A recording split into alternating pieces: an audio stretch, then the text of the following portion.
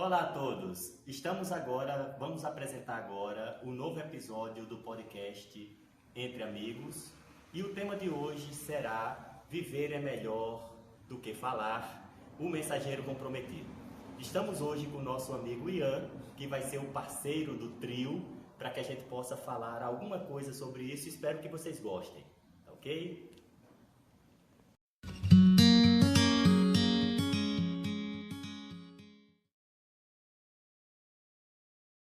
E aí, Gelson, bom dia, beleza, meu querido? Bom dia, bom dia. Estamos hoje com o nosso amigo Ian, que é o trabalhador da casa. Uma das atividades que a gente vai fazer a partir de agora é convidar amigos e trabalhadores, né, da Seja, da Casa Espírita, para a gente também poder conversar um pouco, né, sair da nossa bolinha, né, limitada. Ian é trabalhador da juventude, né, então é uma pessoa aí que vai poder nos ajudar, dar uma outra visão do que a gente quer trazer para cá para o podcast. E aí, nesses dias, e a ideia desse nosso podcast é o seguinte: eu vejo muita gente falando de hipocrisia na religião, não é? Assim, muita gente que faz aqueles discursos lindos, bonitos, profundidade, mas na verdade muitos dizem que não se cumpre, né? Assim, é da boca para fora, né? E isso é muito ruim para nossa, digamos assim, para nós. Eu não digo convencer as pessoas, mas demonstrar que isso é sincero, né? E no meio espírita a gente sempre trabalha com a ideia de que a gente não é perfeito, né? A gente fica falando as coisas, mas não é que a gente saiba, mas é porque a gente tenta saber, né? E aí, o que é que vocês diriam para uma pessoa assim que chama a gente de hipócrita, todos religiosos, que não estamos dizendo, fazendo a verdade, né? Dizendo a verdade, mas não fazendo a verdade? Fiquem à vontade aí, por favor. Pois é, a regra que acabamos de inventar, o convidado fala primeiro. É o primeiro convidado, então meta a bronca. Bom dia, agradecer a vocês o convite, bom dia a todo mundo que está assistindo. Isso é uma coisa que você falou, que acontece bastante porque é o que a gente mais vê, principalmente agora com o maior ainda das redes sociais, no Instagram, no WhatsApp, TikTok, e as pessoas querem propagar uma imagem. Querem propagar uma imagem a partir da transmissão que é feita nas redes sociais. Aquilo não é a integralidade da pessoa. Não é todas as convicções, crenças, atitudes, dificuldades enfrentadas por aquela pessoa. Eu acredito que esse termo hipócrita, ele não seja assim o mais ideal, mas infelizmente é o que está se encaixando melhor atualmente, porque as pessoas falam esses discursos lindos que você falou, a profundidade absurda, mas vivem num comportamento raso. As convicções e as coisas que são feitas pela religião, em prol da religião, em prol da elevação moral, não atingem essa profundidade que o discurso que é pregado por elas atinge. Então, eu acredito em uma coisa, que é uma coisa que minha mãe sempre fala. Minha mãe também é trabalhadora de uma casa espírita. Ela sempre falou, inclusive falando de rede social, é o recadinho do WhatsApp dela, que é: divulgue o Evangelho. Se necessário, se porventura precisar, use palavras. Esse é o ponto. Esse ponto é importantíssimo, né? Porque a gente tem aquela ilusão de que falando, pelo menos a gente se engana, se acha melhor que os outros.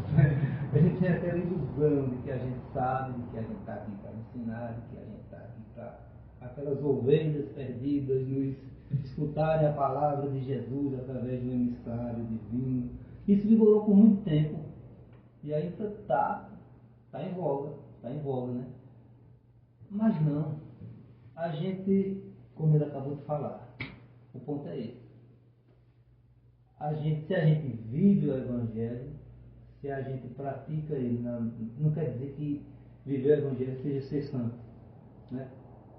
Mas se a gente procura, como diz Kardec, não é ser ainda uma pessoa totalmente evangelizada e de bem, mas o caminho é procurar. Se a gente está procurando esse caminho, aí a gente vai poder falar com mais propriedade, né? E mesmo que erre nas palavras, mesmo que a gente se equivoque quando a gente fala alguma coisa errada e tal, porque quem fala muito tem o costume de sempre escorregar em alguma coisa ou outra, né?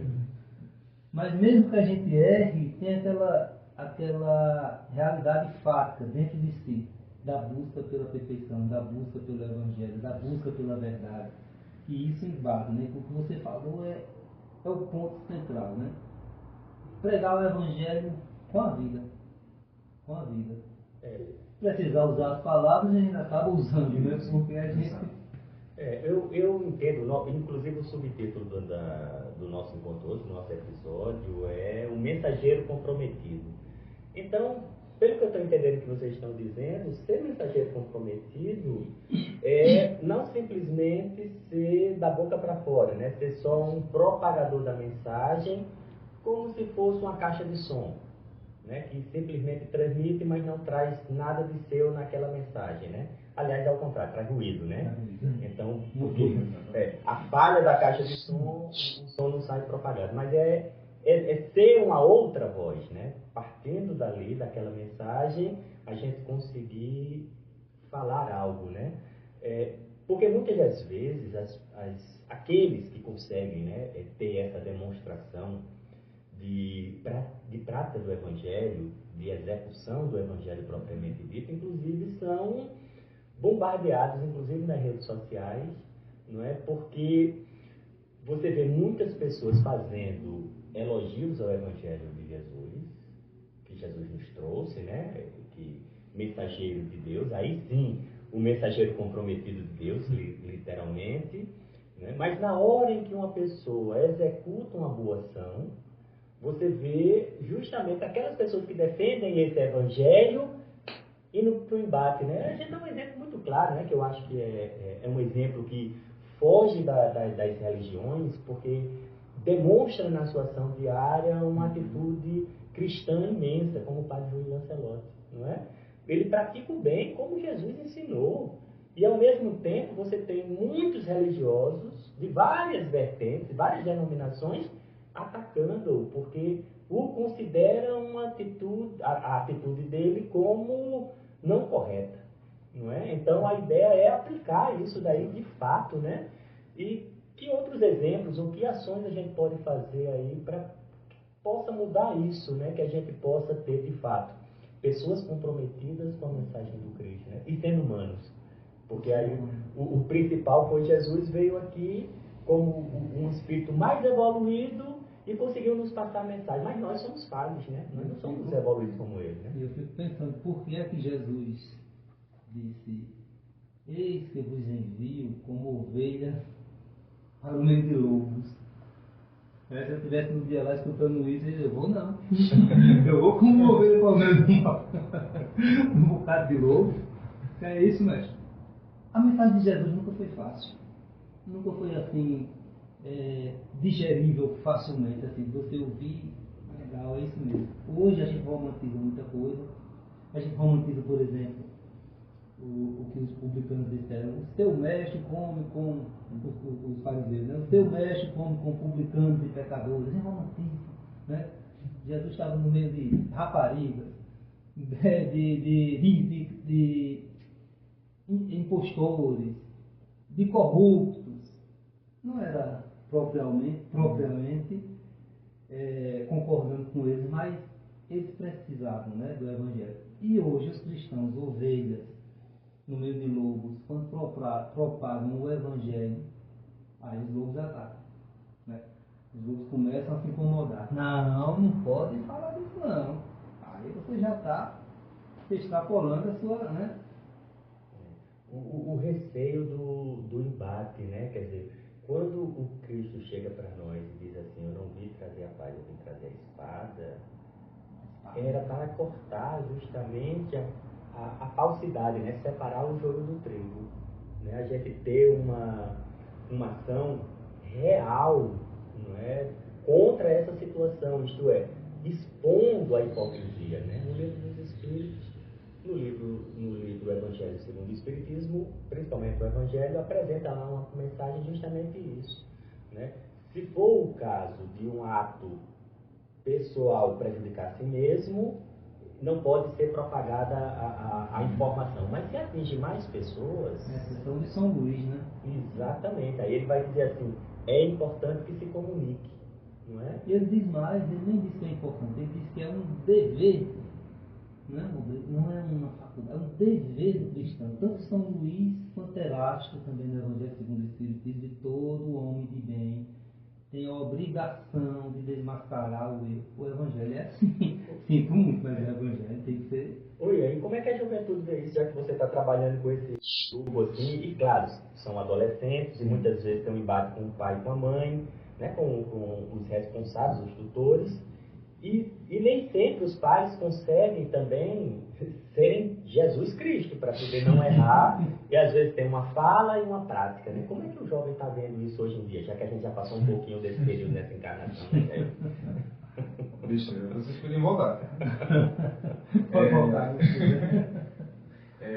Uma coisa que eu consegui perceber muito desde que eu comecei a conviver mais com o público jovem, não só aqui na juventude, mas em escolas, porque eu trabalho também com o público infantil, então em escolas, ter mais amigos mais jovens, minha irmã é mais nova, então fazer amizade com o pessoal mais da idade da minha irmã, e agora, com a oportunidade do trabalho na juventude também, a gente percebe que isso que você falou dos pais é uma coisa muito predominante, porque nós viemos, estamos aqui na Seja, aí conversando, eu, jovens, aí vem um pai, aí conversa com aquele amor maior do mundo, aí meu filho, não sei o quê, aí fala com você também, uma educação, mas aí às vezes acontece a infelicidade de chega um jovem e conversar com você, dizendo que o pai o trata dessa forma, que não concorda que ele faça tal coisa. Você percebe a intenção de educar, mas tira muito dessa autonomia de fazer a coisa que nós ensinamos aqui no Evangelho a fazer. A autonomia de fazer a coisa certa, de fazer o bem por fazer. Aí é uma das coisas que eu ia até comentar com a fala de Jailton, que para esse comportamento ser instaurado, para a gente conseguir de fato fazer as coisas com atitudes, com ações, a mudança começa com o pensamento. Começa no pensamento. Não tem como você colocar intencionalidade, porque a gente vê, principalmente no plano espiritual, a intenção é o que salva.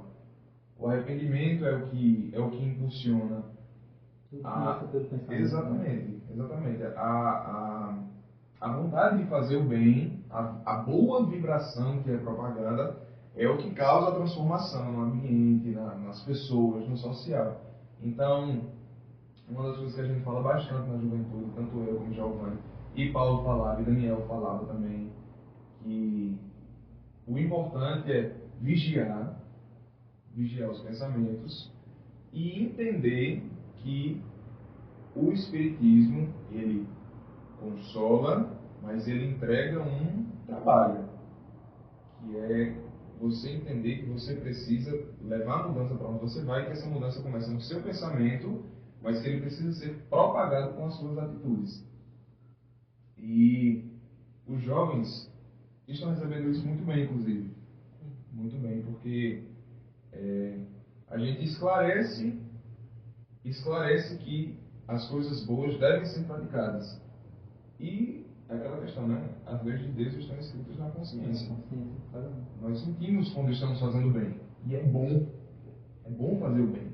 Muda, principalmente pessoalmente, quanto o meio que você vive. Então, acho que isso é uma das coisas mais importantes nessa... A gente Ele falou no início para não perder o de relacionamento pai e filho, ali pai é uma coisa. É aquela velha história, não sei se vocês conhecem a história. Uma criança chega no centro espírita e diz: eu queria morar no centro espírita. Aí todo mundo, essa é uma criança evoluidíssima, essa criança é muito evoluída, olha só o que ela está dizendo. Aí o dirigente lá falou, mas por que você queria morar no centro espírita? Porque aqui meu pai me trata tão bem, aqui meu pai é tão bonzinho, ele me abraça, ele me beija, eu queria morar aqui. Eu lembro, Jair, desse mesmo passo, uma palestra de Rafaela Moraes, também nossa trabalhadora da casa aqui. Também vai ser convidada. Que também será convidada, já está sendo aqui gravada já para receber a comunicação. Ela sempre falava o seguinte, aqui é uma preparação, né? Assim, quando a gente consegue em algum espaço da nossa vida, do nosso tempo, agir como um cristão, mas não em todo momento, ali é uma preparação. Então, se a gente já começar em algum canto, pode ser na casa espírita, alguém pisa no pé da gente e a gente pede desculpa por o nosso pé estar embaixo, né? Na rua a gente xingaria, bateria, faria o que acontecer. Me perdoe, né? Me perdoe que eu botei o meu pé embaixo do seu sapato, né? Mas começando por aí, a gente vai ampliando, né? Vai ampliando isso para em outros momentos a gente começar a perceber que esta é o que a gente quer ser. A gente não é, mas a gente quer ser. Eu queria não ter errado com meus filhos. Eu queria não ter cometido os erros que eu cometi na formação deles, né? E hoje eu vejo que eu faria diferente. Mas eu não sou aquele lá do passado, né? Eu não sou mais aquele. Estou em evolução, então eu também não posso ficar limitado, restrito a esse desejo de mudar o passado. O que eu posso fazer é daqui para frente, para que eles vejam, inclusive reconheçam que eu cometi erros, né? Não é falha. Eu acho que também está aí o nosso compromisso, né? O nosso compromisso de ser mensageiros comprometidos. É olhar o passado, não com a situação de travar naquele passado e só ficar preocupado com o que foi, mas é olhando para ele moldar um futuro diferente, né? Que nossos filhos reconheçam também essa mudança. Que a gente consiga fazer com os nossos netos o que a gente não conseguiu fazer com os nossos filhos. Deve ser por isso que os avós são tão bestas com os netos. Deve ser por isso. E não é verdade, porque eles conseguem agora tirar uma responsabilidade das suas costas, né? Oferecendo aquilo que eles poderiam ter dado, mas aí o trabalho, eram jovens, etc. Não conseguiam dar aquele amor, né? Tem mais liberdade. Eu acho que também nesse ponto, né, da gente se comprometer com olhar o erro e não escondê-lo. Não é porque a gente cometeu erros, né, que aquilo vai nos marcar como aquele indivíduo. Se a gente tem um bom coração e a perspectiva de melhorar. Eu acho que esse é o caminho que a gente tem que fazer a partir dessa noção, né? Esse compromisso é todo tempo, né? Vocês lembram de passagens na Bíblia que quando Jesus curava, né? Quando ele utilizava da sua mediunidade para fazer não só a cura do corpo, mas a cura do espírito também, ele dizia, vai e não cometas mais o erro. Então ele não estava olhando o passado do indivíduo. De agora em diante haja diferente, seja uma pessoa diferente, né? Então eu acho que a gente também tem que partir daí, né? Não pode ficar estagnado no passado. É atuar no presente para nos tornarmos sempre melhores no futuro, né? E aí o que é que vocês acham? O que é que vocês podem fazer nesse caminho de vocês, né? Nessa encarnação? Eu já sei toda a minha, então já tracei todo o meu plano, né? Assim, antes de desencarnar eu me torno um anjo. Só que não. Mas qual é a perspectiva de vocês?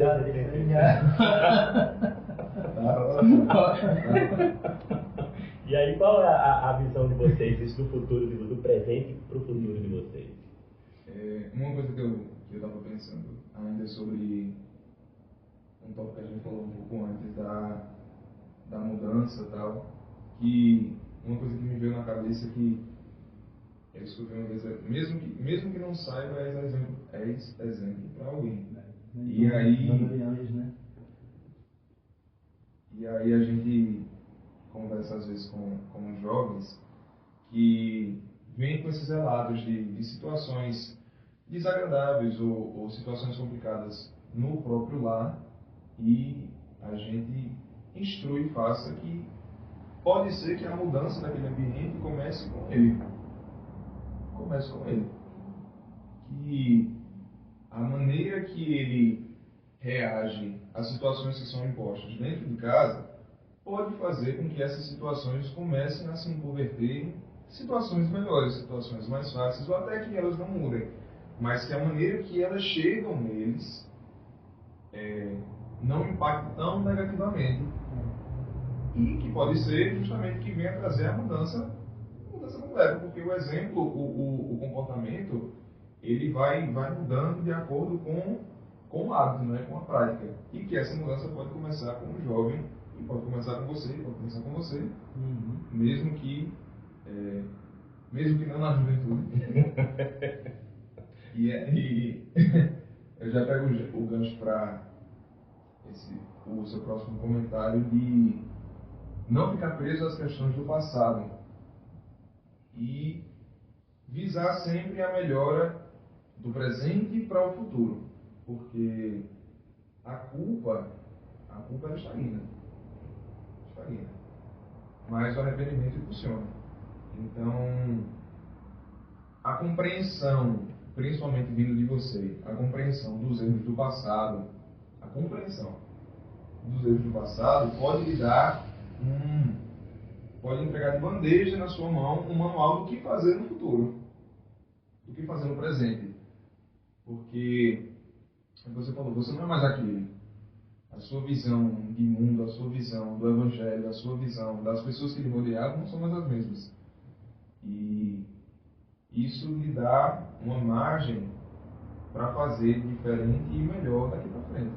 Uma interpretação possível daquela bem-aventurança, bem-aventurados os aflitos, né?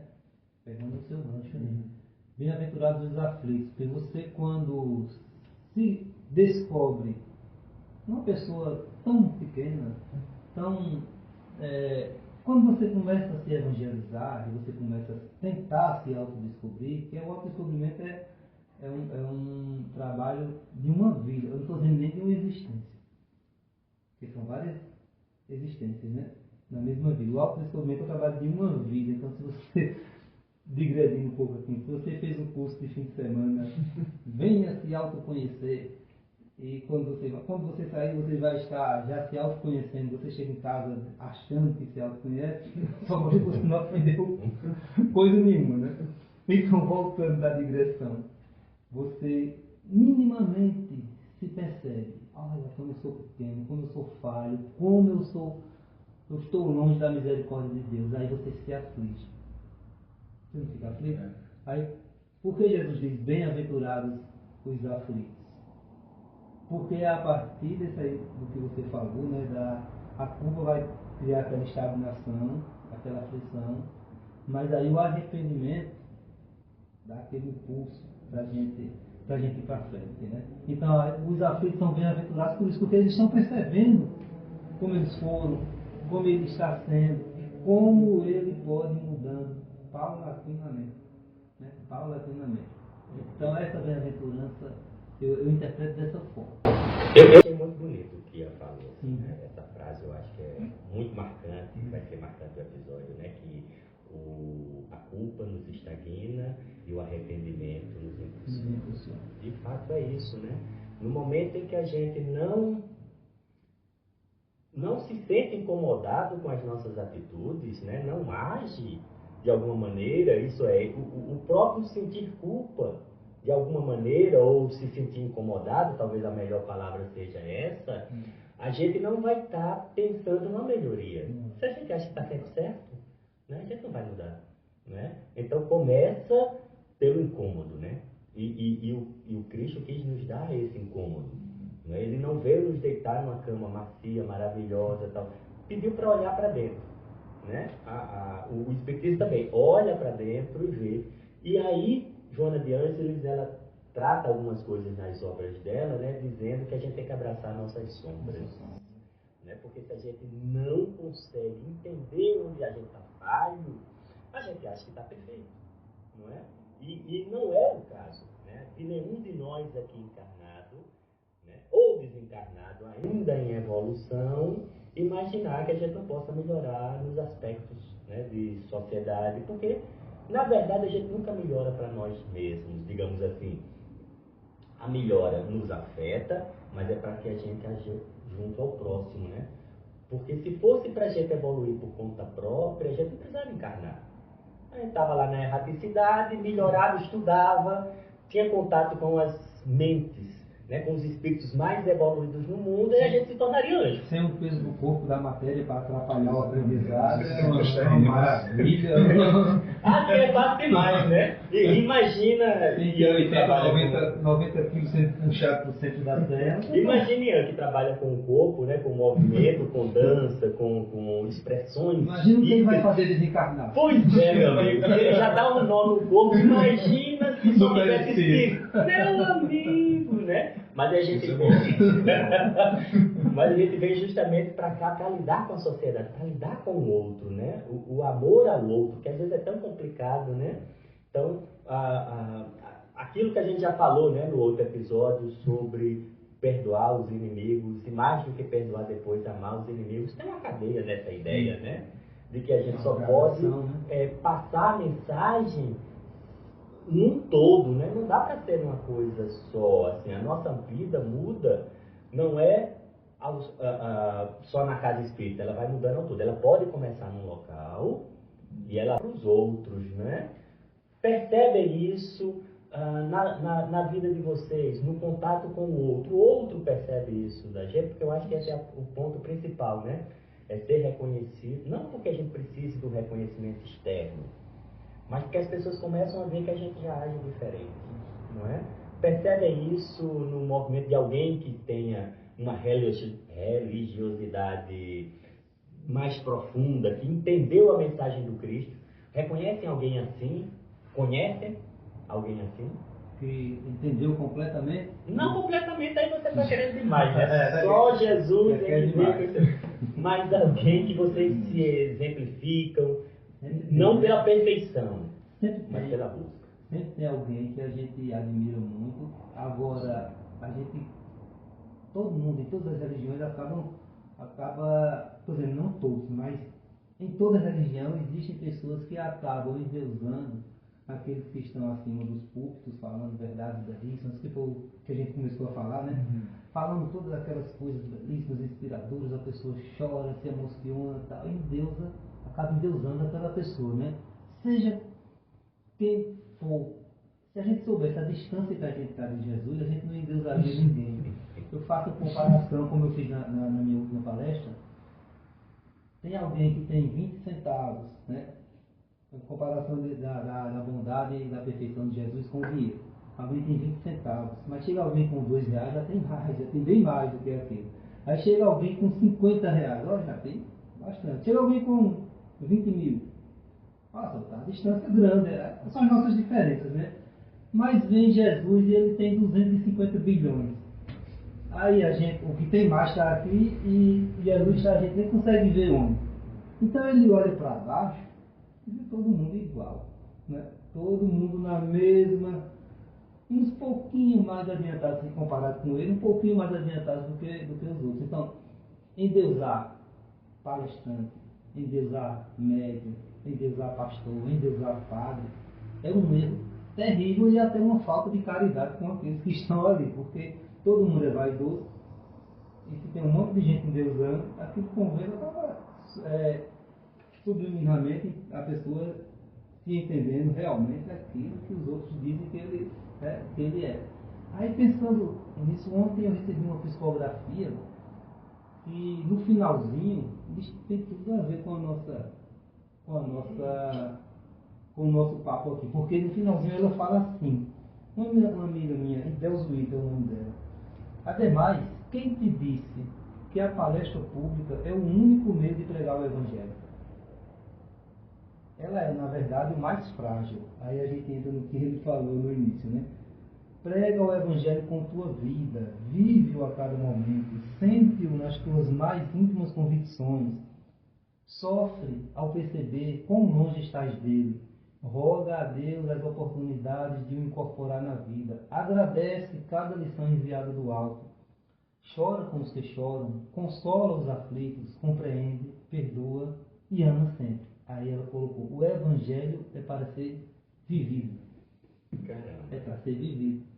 E olha que a gente nem utiliza de nenhum momento de encontro, né, para alinharmos o nosso discurso ou com perguntas prontas. A gente vem só com a temática, com a ideia e a gente desenvolve. E aí está tudo que a gente está discutindo aqui, né? Tudo que a gente discutiu aqui está sintetizado aqui e isso foi escrito ontem à noite. Eu queria pegar. Deixa eu perguntar no microfone aqui, se não vai, né? Peguei aqui pra ajeitar a Ele camisa. entendeu que está meio agressivo. A gente, na juventude, nós estamos estudando o livro Juventude Interrompida. Sim. E nós estamos num capítulo que fala sobre as encarnações de Marco Antônio, que foi um espírito alcoólatra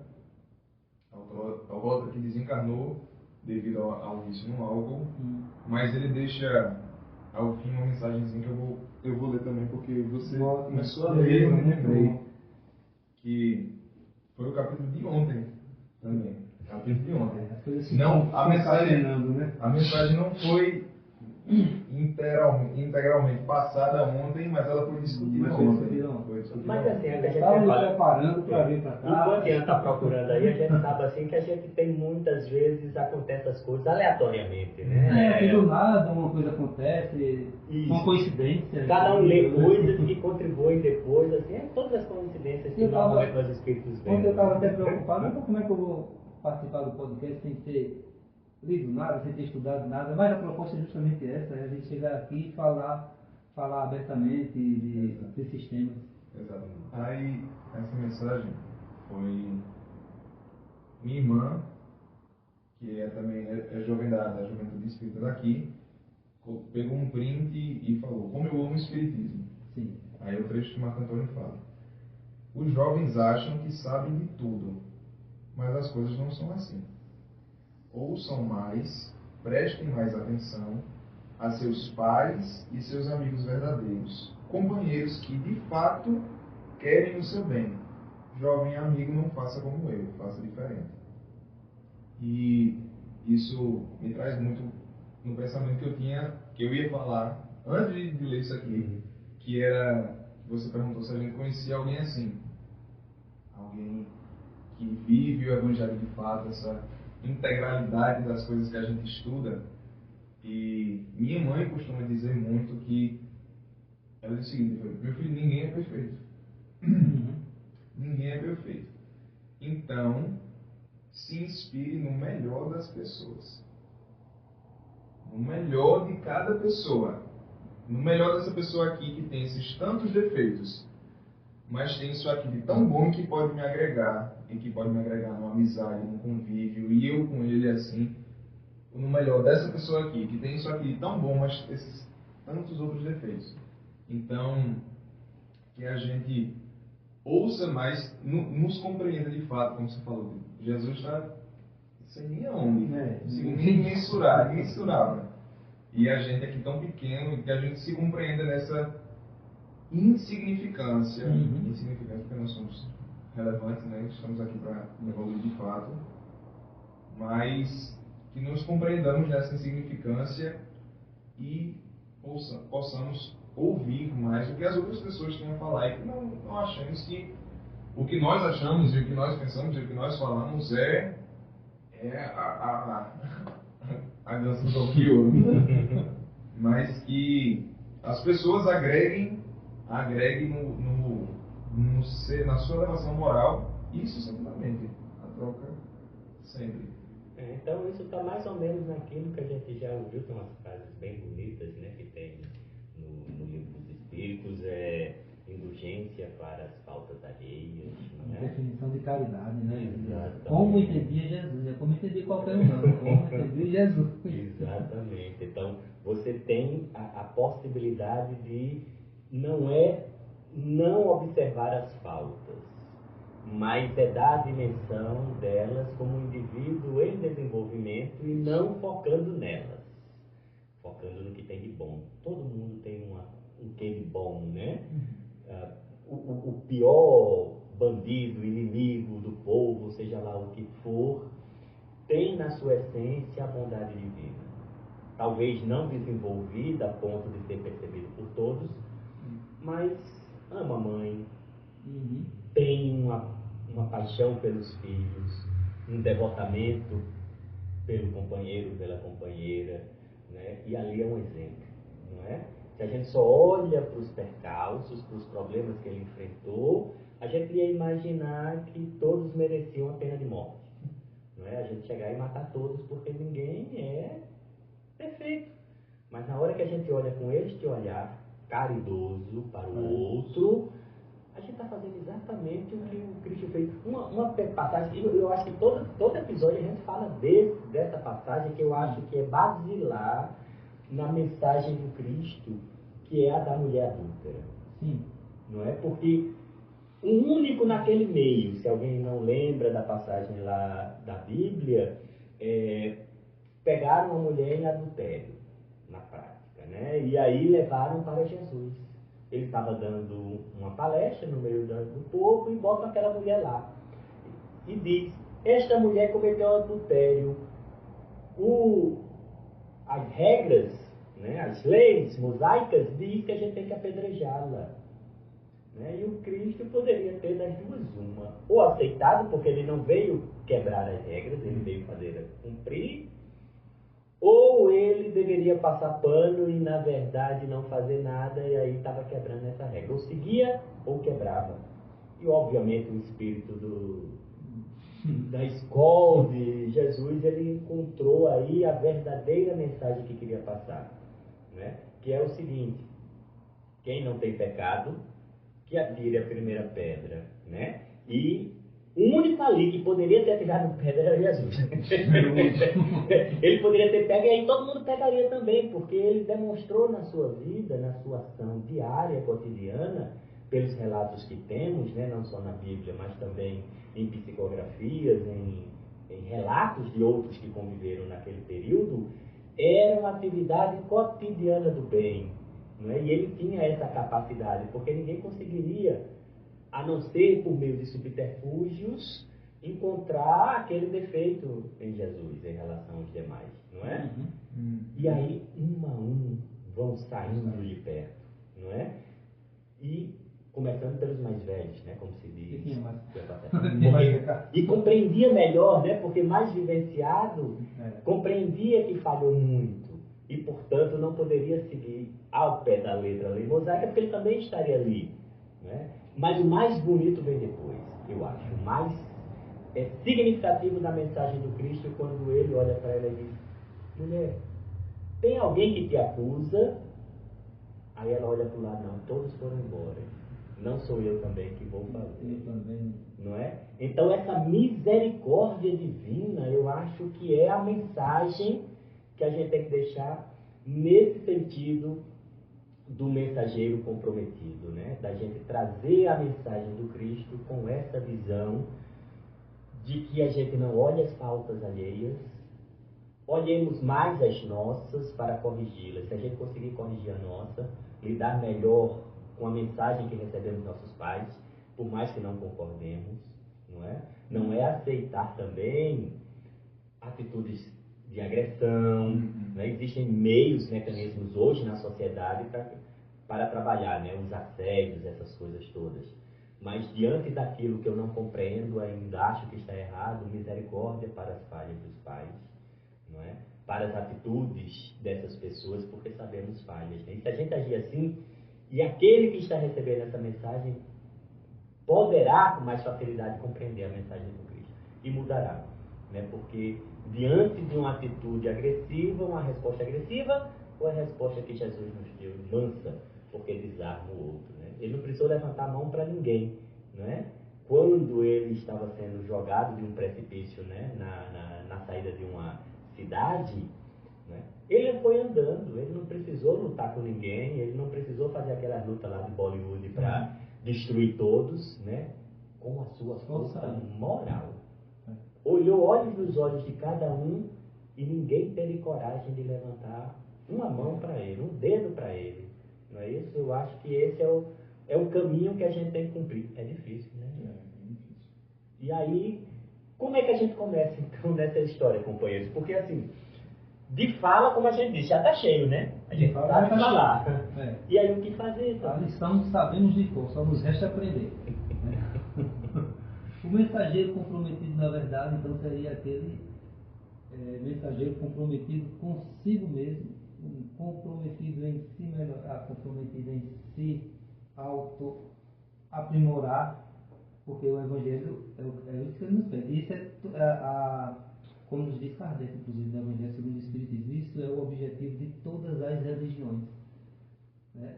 Então, o mensageiro comprometido não é aquele que leva a mensagem para os outros, é aquele que procura viver a mensagem em si mesmo, tem caridade para consigo mesmo, né? Isso transbordando assim para os outros, sendo exemplo onde quer que esteja, assumindo os erros, né?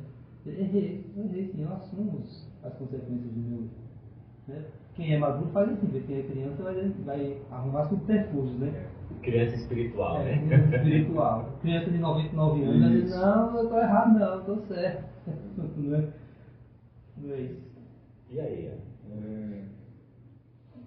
Acho que nada diferente do que já é tudo isso.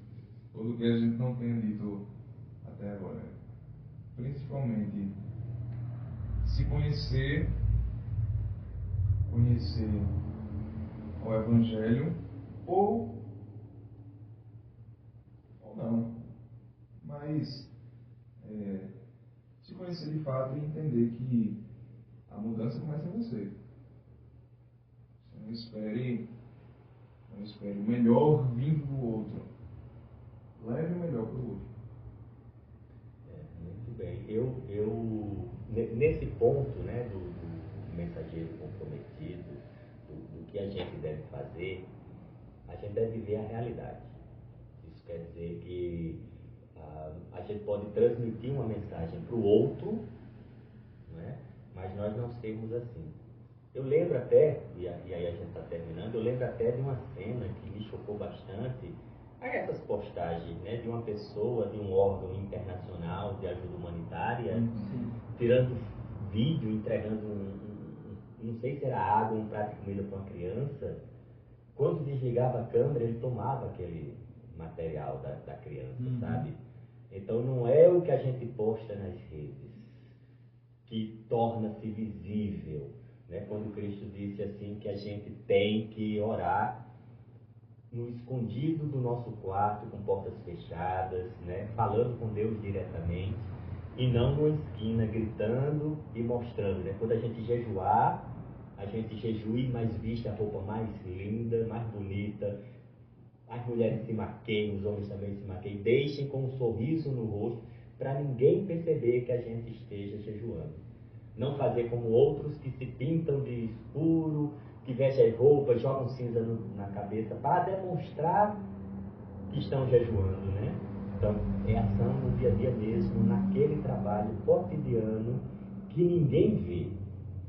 Não é fazer propaganda, né? Se a propaganda vier por outros meios, você também não vai ficar ofendido. Mas não é buscar isso a partir da mídia. Isto é, que a gente encontre sempre uma maneira de ajudar silenciosamente.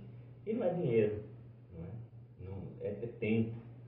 É nosso coração para o próximo. A gente tem uma visão tão equivocada de caridade, né?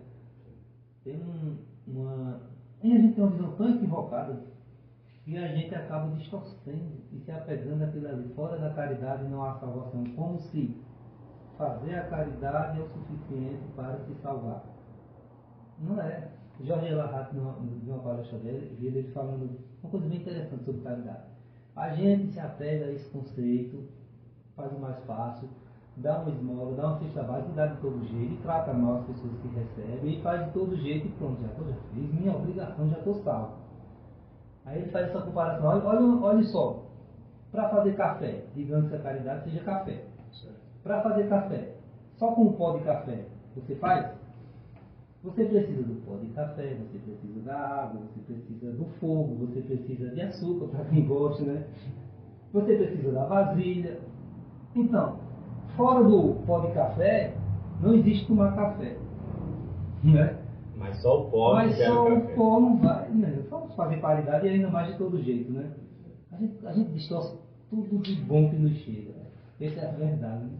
A gente distorce o Evangelho. O Evangelho em Não si é? a gente distorce. Porque em nenhum momento Jesus nos pediu para além do que nós podemos, Ele nos deu confiança, né? A toda ação que Ele promoveu, Ele diz, a tua fé te salvou.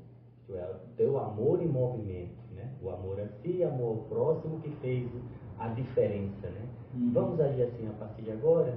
É o nosso compromisso, diariamente. É difícil? Ninguém disse que é fácil. Ninguém disse que seria fácil. Mas é o que a gente precisa fazer, né? Então eu acho que por aqui a gente encerra. Agradecer muitíssimo a Ian que veio aqui nos visitar. Um prazer. Em Muito outro boa momento. conversa com...